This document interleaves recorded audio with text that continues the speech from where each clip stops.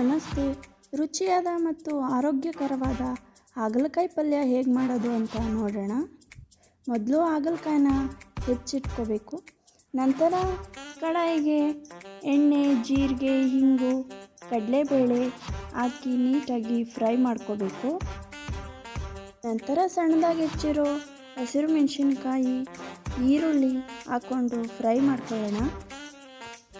ಈ ಪಲ್ಯನ ತುಂಬ ಸಿಂಪಲ್ಲಾಗೆ ಮಾಡ್ಕೋಬೋದು.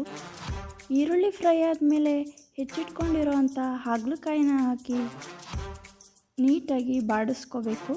ನಂತರ ಹೆಚ್ಚಿಟ್ಕೊಂಡಿರೋವಂಥ ಟೊಮ್ಯಾಟೊ, ಅರಿಶಿನ ಪುಡಿ, ಖಾರಕ್ಕೆ ತಕ್ಕಷ್ಟು ಅಚ್ಕಾರದ ಪುಡಿ, ಜೀರಿಗೆ ಮತ್ತು ಕಾಳುಮೆಣಸಿನ ಪುಡಿ, ರುಚಿಗೆ ತಕ್ಕಷ್ಟು ಉಪ್ಪು ಹಾಕ್ಕೊಂಡು ಚೆನ್ನಾಗಿ 3-4 ನಿಮಿಷ ಬೇಯಿಸ್ಕೊಳ್ಳಿ.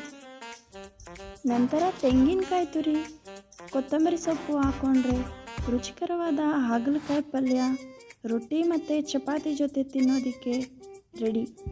ಶುಗರ್ ಪೇಷಂಟಿಗಂತೂ ಹಾಗಲಕಾಯಿ ತುಂಬಾ ಒಳ್ಳೆಯದು.